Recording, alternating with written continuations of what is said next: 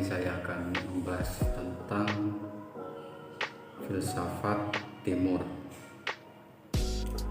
Filsafat timur sendiri merupakan sebutan bagi pemikiran-pemikiran yang berasal dari dunia timur atau Asia. Di antaranya ada filsafat Cina, ada India, filsafat Jepang, filsafat Islam, filsafat Buddhisme, dan sebagainya. Masing-masing jenis filsafat merupakan suatu pemikiran yang luas dan plural. Misalnya, contoh saja ini ya, filsafat India dapat terbagi menjadi filsafat Hindu dan filsafat Buddhisme. Sedangkan filsafat Cina itu terbagi menjadi dua, yaitu filsafat Konfusianisme dan Taoisme. Filsafat Timur memiliki ciri-ciri yang khas yang berbeda dengan filsafat Barat, yang mana ciri-ciri agama terdapat juga di dalam filsafat Timur, sehingga banyak ahli berdebat mengenai dapat atau tidaknya pemikiran Timur dikatakan sebagai sebuah pemikiran yang berfilsafat. Pemikiran Timur sering dianggap sebagai pemikiran yang tidak rasional, tidak sistematis, dan tidak kritis. Membahas tentang filsafat Cina. Setiap kali membahas tentang negara Cina, yang pertama kali diingat muncul di benak kita semua yaitu petuah-tua yang sangat populer yang tidak asing lagi bagi kita semua.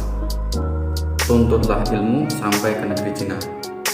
Petuah itu sampai saat ini masih bersifat relevan, karena negeri Cina menjelma menjadi ekonomi raksasa yang mampu menyaingi Amerika.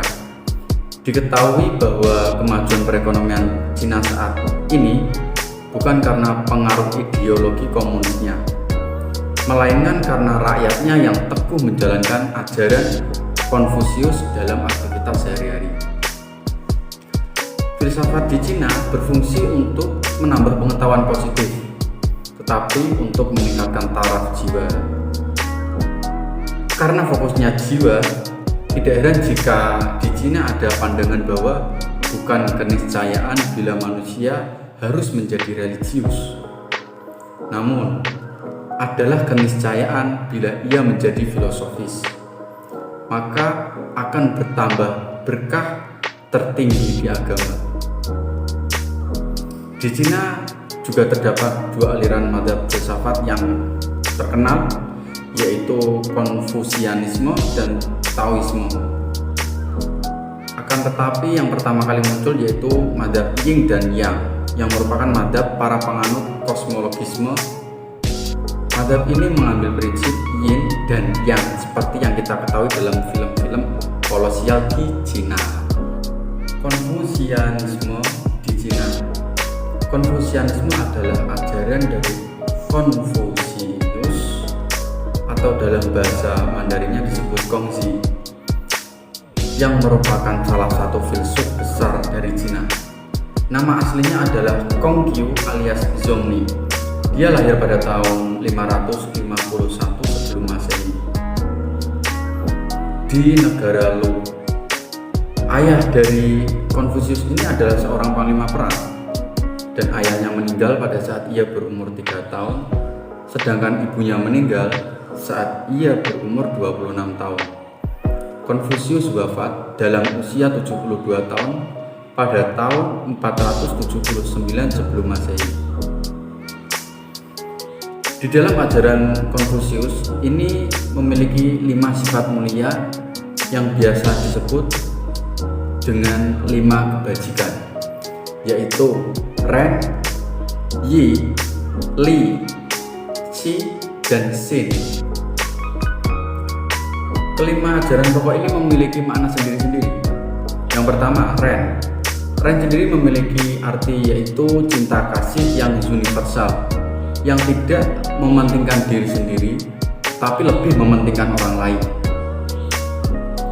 Yang kedua, Yi, yang berarti kebenaran atau kepribadian yang luhur.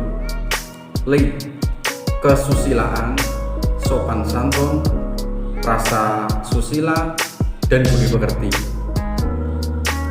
Xi, yaitu kebijaksanaan, pengertian, kearifan. Dan yang terakhir, Xin, yaitu kejujuran, kepercayaan, rasa untuk dipercaya orang lain, serta dapat memegang janji dan menepati janji.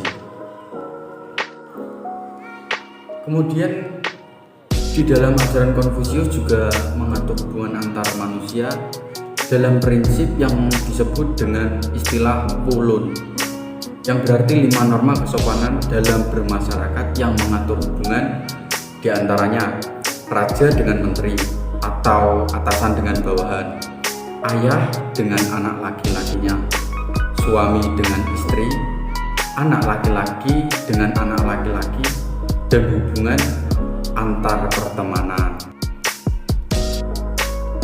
Tadi kita sudah membahas tentang ajaran Konfusius. Selanjutnya kita akan membahas tentang ajaran Taoisme. Mau tidak mau, orang harus paham tentang apakah yang dimaksud dengan istilah Tao itu sendiri.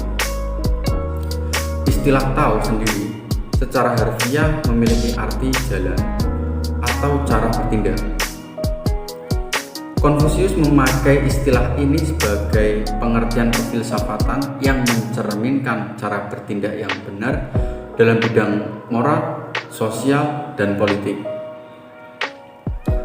Tao sendiri juga merupakan petunjuk bagi manusia dalam usahanya mencapai kebahagiaan yang universal, yaitu jalan yang tidak kaku, akan tetapi yang memberi kesempatan kepada manusia untuk mengubahnya menurut seleranya masing-masing dan menyesuaikannya dengan situasi dan kondisi.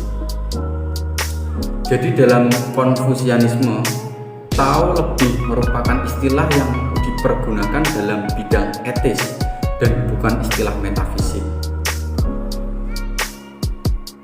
Cina dalam sepanjang sejarah filsafat memiliki 3 tema pokok penting. Yang pertama harmoni, yang kedua toleransi, yang ketiga peri kemanusiaan. Apa sih yang dimaksud dengan harmoni itu?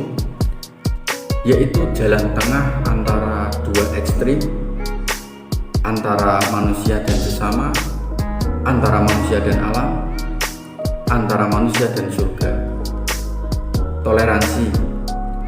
Toleransi ini tampak dalam keterbukaan untuk pendapat-pendapat yang sama sekali berbeda dari pendapat pribadi. Suatu sikap perdamaian yang memungkinkan pluralitas yang luar biasa juga dalam bidang agama. Yang ketiga, peri kemanusiaan.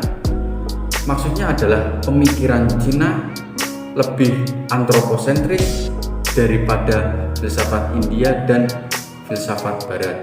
Hal ini terbukti bahwa manusialah yang selalu menjadi pusat filsafat Cina.